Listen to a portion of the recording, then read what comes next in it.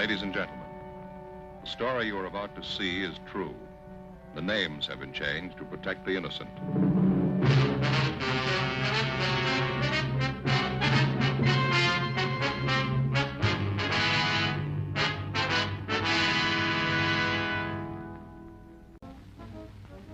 It was Thursday, March 19th. We were working the day watch out of Homicide Division. My partner's Frank Smith. The boss is Captain Lorman. My name's Friday. Somewhere in the city, there was a killer on the loose. A young woman had been...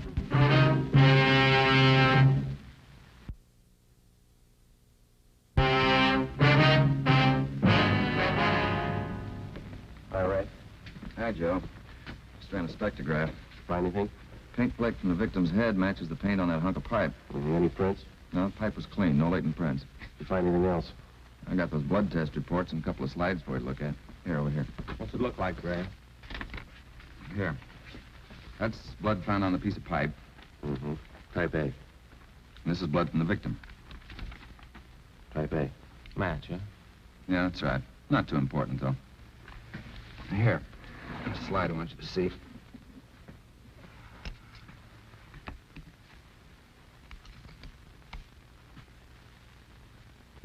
Here, Joe. You may have to focus that for yourself. Okay. You see that strand of hair on top? Yeah. Well, that's from the victim's head. And the one underneath was found on the piece of pipe. I see.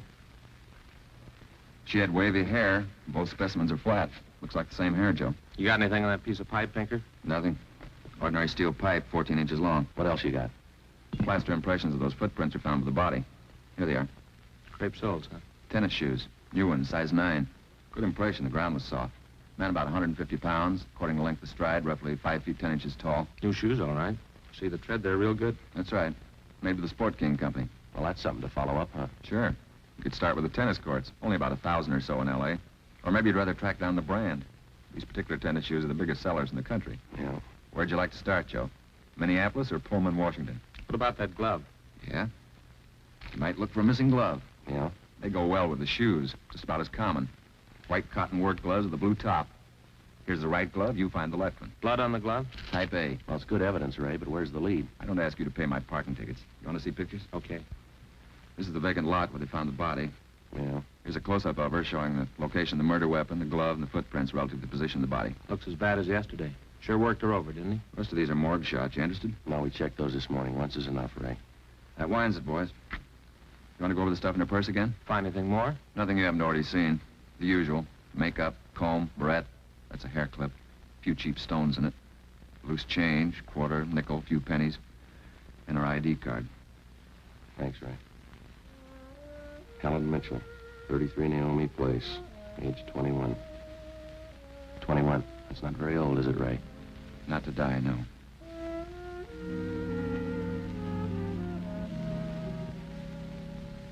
Helen Mitchell. Who'd kill Helen Mitchell? Why? Why do you say that, Mr. Meyer? Well, people kill for money. They kill for love. Helen didn't have either of these. No boyfriends? Not in here. She was a good worker. The union sent me 5 waitresses in 1 month. 5. She was the only good one. Did the union send Helen to you? Sure. All the girls come from the union. But none like Helen. She was sweet, honest, and courteous. Mr. Meyer, did you know anything about her personal life? Just that she was a good worker. She didn't bring any of her personal troubles in here. Did she ever mention any men to you, anyone at all? No, none that I can think of. How much money did she make here? Well, I paid her $26.50 a week. It's not much for the work she did. Tips are pretty good. Help make it more. Is her home address 33 Naomi Place? 33 Neil. Yeah, that's the place. Helen Mitchell. I don't know. You the head of the union? Just a steward. I know most of the girls. This Mitchell girl, what does she look like? Small brunette, about 5'3". Here's her picture. Yeah. Pretty, wasn't she? Oh, sure. Placed her out at Alice's place. Nice little guy, out of Meyer. That's right. He seemed to think quite a lot of her. Yeah, she was a fine worker. Oh, sure, always right up in her dues. Paid all the assessments right on time. Thought you said you didn't know her. Not right off, I didn't. When she showed me that picture there, placed her right away. Know anything about her personal life? Wait a minute. Why all these questions? Ella Mitchell was murdered last night. Oh? Who did it? Know anything about her personal life? You can see my position, Sergeant. 1,200 girls. Check them in, check them out. They just names to me till I see a picture of them. You wouldn't know if she had any boyfriends here in the union? Waiters, busboys? That I wouldn't know. Like I told you, Sergeant, I never knew Helen Mitchell. How'd you find me? Helen's landlady. We talked to her yesterday. She told us you worked at this store. Oh, funny, isn't it? What's that? See Gus over there, the fellow demonstrating the piano? A few weeks ago, I made a deal with him to give Helen piano lessons. I figured it'd help with her singing lessons. She wanted to be a singer, you know. Did Helen know that fellow, Gus? No, she never met him. Who gave her the singing lessons, Miss Olson? She took from Ostrander, Paul Ostrander out on Melrose. A lot of movie people used to take from him. What do you know about her personal life? Well, how do you mean? Does she have any boyfriends? Well, yeah. You don't seem sure, Miss Olson. Well, it's just that I don't know. I never asked Helen. But she did have a few days with Paul Ostrander. I don't think she was serious. How about Ostrander? She's Sergeant, I don't know. I don't want to involve anybody. You want to help us find the killer, don't you? Yes, but if you're thinking Paul Ostrander did, I'm sure he didn't kill her. No, gentlemen. I didn't kill Helen Mitchell. You gave her singing lessons, Ostrander. You knew her pretty well, didn't you? Yes, I gave her voice coaching for about a year and a half. Helen showed a little promise. Oh, not a great voice. Bad vibrato. You knew her pretty well, didn't you?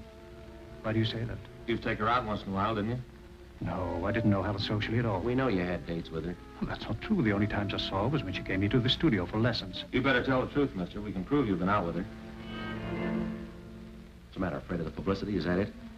Certainly that's it. I have a successful business here. I've spent years building it. Anything like this would ruin me. Then you have been out with her.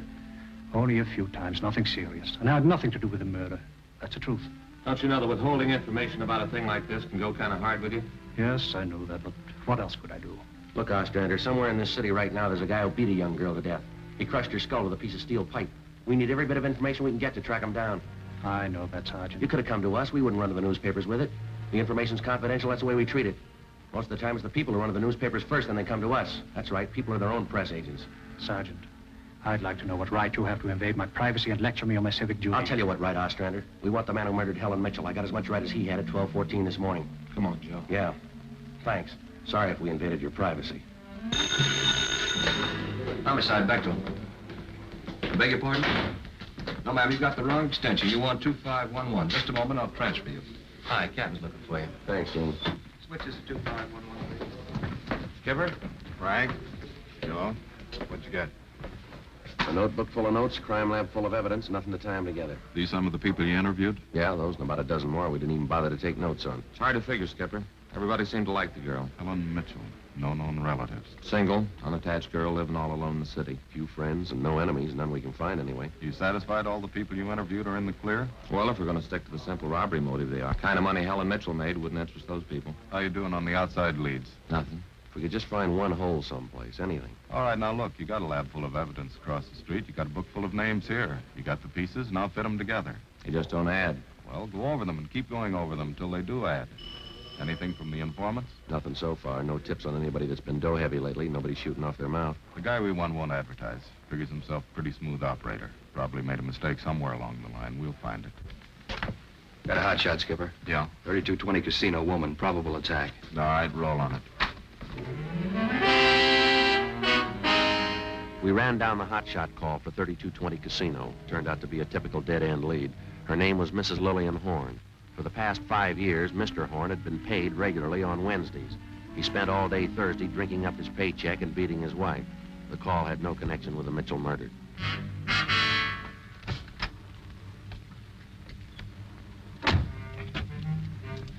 Unit 1K80 to Control 1. 1K80 to Control 1. Control 1. 1K80. Go ahead. On the probable attack, 3220 Casino, code 4, KMA 367. 1K80, roger. That was the beginning. For the next 3 days, we followed up every lead and every call, but they were all blind. All units were alerted, and they had as much information on the killer of Helen Mitchell as we did. Frank and I cruised throughout the entire Central Division. We covered every probable call that might have a connection with the murder. It didn't make any difference what the call was. If there was a possibility it might tie in with the Mitchell murder, we ran it down. We made it a 24-hour job. So far, if the killer made a mistake, we hadn't been able to find it. The Mitchell funeral was on Monday, and they were all there. The voice teacher, Ostrander, the girlfriend, Marie Olson, her boss, Otto Meyer, and the man from the union. But nobody else we hadn't checked. That was Monday afternoon. Monday night, we went back to the old routine, tracking calls during the night in the squad car, picking up small threads that led nowhere. 3 more days of the same thing. Thursday morning, 1 week after we found Helen Mitchell's body. I'll get it.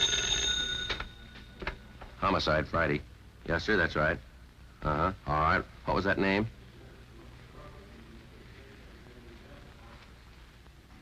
Uh-huh. Yes, sir, I have that. And what was the address again? I see. All right, thank you. Now, what was your name? Hello. Guy says we ought to check on George Barlow, 418 White Oak Avenue. Yeah? Says he killed Helen Mitchell.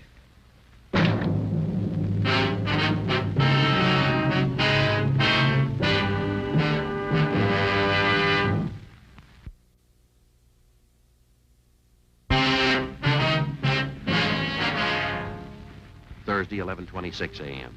Frank and I drove out to check on George Barlow. He denied knowing anything about the killing of Helen Mitchell. He said that he didn't even know the girl. It was just the same as in any other case. An unsolved crime offering an opportunity to neighbors to get even with someone they dislike by accusing them of the crime in an anonymous call to the police. In the next few days, we got 10 other calls, all giving us the name of the murderer. Each of them had to be checked out. Each of them led nowhere. Saturday night, Frank and I were back in the squad car cruising the Central Division. Saturday night's a good night for robbery. By 10 p.m., we'd run down 4 various calls. I'm gonna pull over. Let's have a smoke, huh? Yeah. Right over there. 1285, Roger. Unit 4R2, 1254, 1254 Tower Road. A woman screaming, code 2. We can handle that. Unit 1K80 to Control 1. 1K80 to Control 1. 1285, code 1. Control 1 to Unit 1K80, go ahead. On your 1254 Tower Road call, we are in the vicinity. We will handle. 1K80, Roger. All right, let's go. Control 1 to 4R2, disregard your last call, handled by 1K80.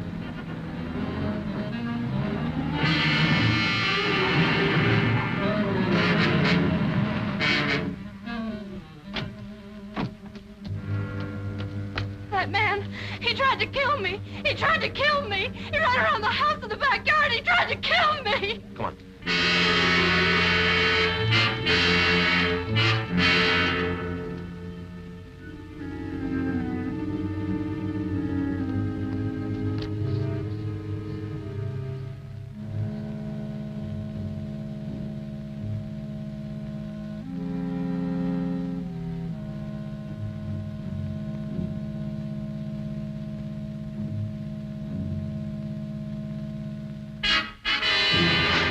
Hold it.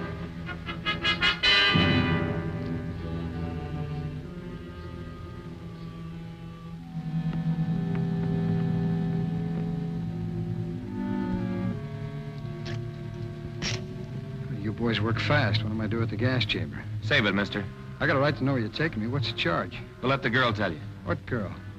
Oh, what this is about. I asked to use the phone. The girl slammed the door in my face. I don't know what you cops are trying to prove. I just wanted to use the phone, that's all. I even tried to scare her a little. I told her I'd hit her over the head if she didn't let me use the phone. It's a laugh, huh? I got nothing to hide. That little girl's gonna lie. You know that, don't you? Yeah, sure she will. Come on.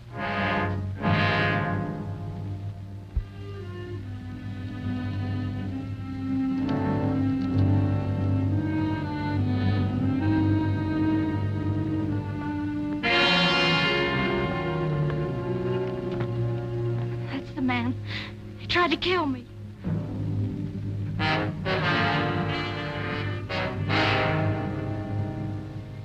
His full name's Frank Philip Larson. No previous record. This the girl's report?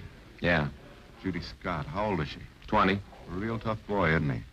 Forced his way into the house, beat her about the neck and arm.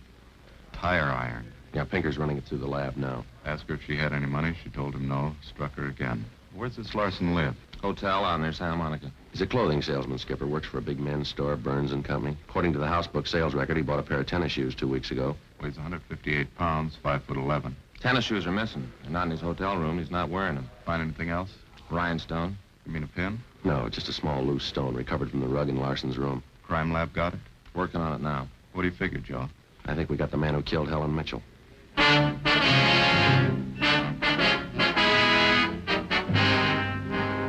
few scraps of circumstantial evidence and a hunch. Really wasn't much to go on. Larson had gone after the little Scott girl with a tire iron. Wasn't much of a tie-in, but we had to be sure. All that day, we checked Frank Larson's alibi for the night of Helen Mitchell's murder. We interviewed the personnel manager at Burns & Company where he worked. We talked to all the clerks who knew him, the manager of the hotel where he lived. We found out everything we could about Frank Larson, and that night at 10 o'clock, we had the prisoner brought to the interrogation room. How are you, Larson? Fine. I like jail. Sit down. Lousy weather. It's been foggy all over town. I wouldn't know. I've been inside all day. How old are you, Larson? 31, same as the last time you asked. Where'd you go to school? I didn't. I was born smart. You sell clothes, don't you? Now, look, we know you work for Burns & Company. Remember, you told us. Now, what is all this? What are you guys trying to build? Just want to know if you like selling clothes, that's all. Well, you coppers know about clothes. One blue serge a year is your speed. You know quite a bit about clothes, don't you? I've been selling them for 5 years. Can you tell me something I've been wondering about? What's that? Are your socks and tie always supposed to match? Yeah, that's what the style books say. But you always know the right things to wear, don't you? You wouldn't wear black shoes with a brown suit, would you? Is that what you're keeping me here for, a style lesson? Would you wear black shoes with a brown suit? Well, most people wouldn't. I bet you wouldn't wear brown shoes with a tuxedo either, would you? Nobody would. That's a gray flannel you got on there, isn't it? Yeah. That's a good-looking suit. I'll drop around. I'll get you a good deal. Suit like that flannel you're wearing there, you'd never wear tennis shoes with an outfit like that, would you? What do you think? I think you did. I think you wore them the night you killed Helen Mitchell. Who? Maybe you didn't have the gray suit on, but you were wearing tennis shoes. Sport King, size 9, sell for $5.95. You picked them up at a discount, cost you $3 1/4. Where'd you get that? Out of the house book, Burns & Company. You wouldn't have those shoes around now, would you? We couldn't find them in your hotel room. Your boss, Mr. Craig, used to think a lot of you, Larson, before you started drinking on the job. Your commissions used to run pretty high until the last couple of months. What happened? That cheap booze get to you? You two really nosed around, didn't you? When are you going to tell me what I eat for breakfast? Cornflakes, cup of coffee, a donut, sometimes 2 donuts when you're hungry. Elsie waits on you at the Royal Cafe. She gets a dime tip. Now, how about it, Larson? Where are the tennis shoes? They wore out. In 3 weeks? Can't be very good tennis shoes. No, they didn't wear out. What'd you do with them? You know all the answers. You figure it. We know you bought the tennis shoes. We don't know where they are now. We know you had them. Size 9. 3 feet from the body of Helen Mitchell, we found 2 size 9 footprints made by a pair of Sport King tennis shoes. We figured the man weighed about 150 pounds. You weigh 158. We figured he was about 5'10". You're 5'11". You come awful close to being the same build as the man who killed Helen Mitchell. Don't you, Larson? And you wear the same size tennis shoes, same brand name. Lots of people wear a 9. That's the average size. Sell a lot of Sport Kings, too. Everybody wears them. If we could find your pair, might make a difference. Doesn't mean your tennis shoes made the prints by the body. Doesn't prove they didn't either. What'd you do with them, Larson? I threw them away. That's too bad. Might make a difference. What difference could it make? I threw them away, that's all. How about the mate to this glove? I never saw it before. He found this right-hand glove by the body of Helen Mitchell. Just an ordinary cotton work glove. Everybody wears them. If we could find the missing left glove, might make a difference, huh? Size medium. That's average, too, isn't it, Larson? I never sold work gloves. I wouldn't know. No, but you bought work gloves, haven't you? Not a pair of those. You mean like this, don't you? We've only got one. What kind of work gloves did you buy? I didn't buy any. You just said you did. I never said I bought any work gloves. You bought tennis shoes, though, didn't you? Sport Kings, size 9. I told you I bought tennis shoes. Didn't I tell you I bought them? No, you didn't tell us. We told you. Found it out from Burns & Company, where you work. All right, you told me. I bought them. You know that. Same kind of tennis shoes made the footprints by Helen Mitchell's body. It wasn't me. Then why won't you tell us what you did with those shoes? I already told you. I threw them away. They were only 3 weeks old. They must have worn out awful fast. I didn't say they wore out. They got too dirty. No, you told us they wore out. Remember, Larson? I don't remember what I told you, but I don't have them now. We know you don't have them now. Where are they? He told us they got too dirty. Right, Larson? Yes. Yes, that's what I said. Anyway, you haven't got them now. No, I haven't got them now. All right, just for the record, which was it? Did they get too dirty or did they wear out? Whatever I said before. You said both before, Larson. All right, I said both. You haven't got anything on me. We've got that Scott girl's statement from last night. She says you tried to kill her. She's lying. I told you she'd lie, didn't I?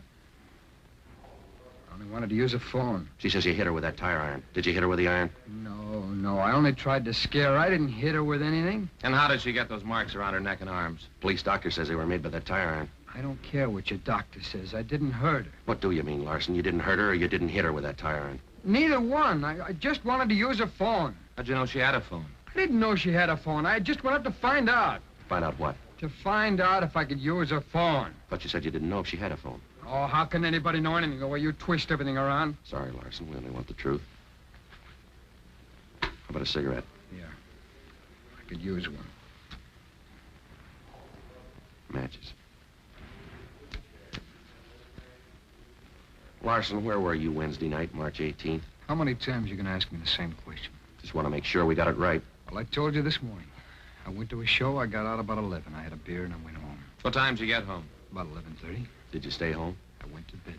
What'd you see at the show? I never remember the names of them. You ought to try to remember this one. It's pretty important. I went to the Deluxe Theater. I saw Spencer Tracy in something. What was on when you walked in? A news. I never go in the middle of a picture. Neither do I. Spoils them for me. Yeah, that's right. The girl in the box office doesn't remember seeing you go in. Well, how would she know? It's Keno night. There's a big crowd. Did you win anything? I never do. Anybody hit the jackpot? I don't remember. They give away a lot of money at those neighborhood theaters. I always remember who hits the jackpot. All right, you do. I don't. Do you remember if anybody won the jackpot? I told you, no. Do they have a jackpot at that show? I guess they do. I don't know. You knew it was Keno night. You should know if they had a jackpot. Maybe they had a jackpot. I don't know. I went out for a smoke. Now, you said the cartoon was on when you went in. Why do you always twist what I say? I told you the news was on when I went in. You remember anything about that newsreel? It was 10 days ago. How do I know it was in it? I only know it was a newsreel, that's all. You're lying, Larson. We checked your alibi. The manager of the theater had to cut that newsreel Wednesday night because the show was running long with Keno night. You didn't go to the show Wednesday night, did you? All right, maybe I didn't. I don't remember. What's the difference? The difference is you could have been in that vacant lot the same night, the night Helen Mitchell was murdered. I didn't kill her. You can't prove that. Sure you don't want to tell us what you did with those tennis shoes? I'm not going to go back over all that. I've told you all I'm going to tell you. You know how the Mitchell girl was murdered? How would I know? I don't know anything about it. She's on her way home from work as usual, about midnight. Of course, you were home in bed at that time. But you didn't go to the show that night, Larson. On her way home, Helen Mitchell always took a shortcut across a vacant lot. She's about halfway down through the lot when the murderer tried to grab her purse. She screamed and he struck her, hit her several times with a piece of steel pipe, 14 inches long. He beat her to death with that piece of steel pipe. And he dropped the pipe in the right-hand cotton work glove. He left 2 footprints, size 9, Sport King tennis shoes. I know all that. All right, here's something you don't know. When the killer scooped the paper money out of that girl's purse, he accidentally took along a loose rhinestone, a stone that fell out of a cheap Barrette in the bottom of her bag. He carried that stone home with him. When he reached in his pocket to pull out the money he stole from her, the rhinestone fell out on the floor. So? We found that rhinestone on the rug of your hotel room. I haven't lived in that room all my life. Maybe the guy before me dropped it there. No, not this one. We checked the cement that held it in that Barrette. It matches the glue on the stone.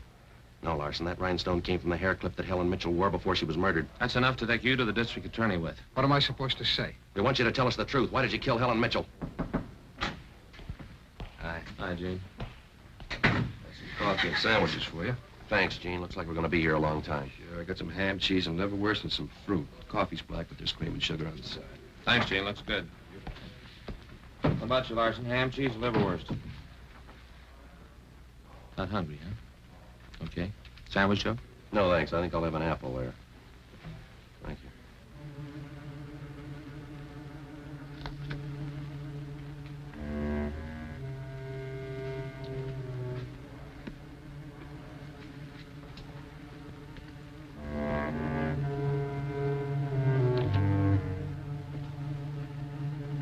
Come on, Larson, eat something. Good apple. Nice and crisp. Sure good coffee. Where'd Gene get this stuff? Cross Street. Eddie's? Mm-hmm. Very good. Well, drink your coffee anyway, Larson. It's getting cold. All right! All right! I didn't want to kill her. She screamed and I had to hit her.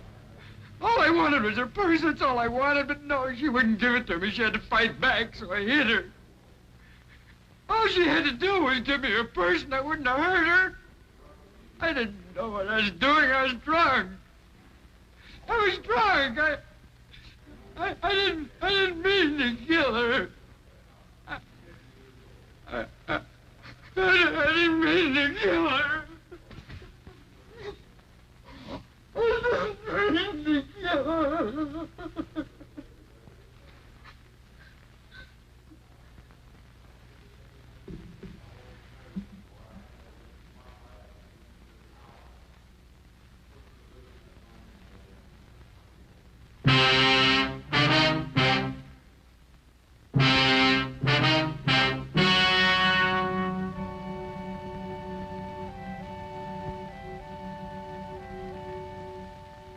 On August 18th, trial was held in Department 86, Superior Court of the State of California, in and for the County of Los Angeles. In a moment, the results of that trial.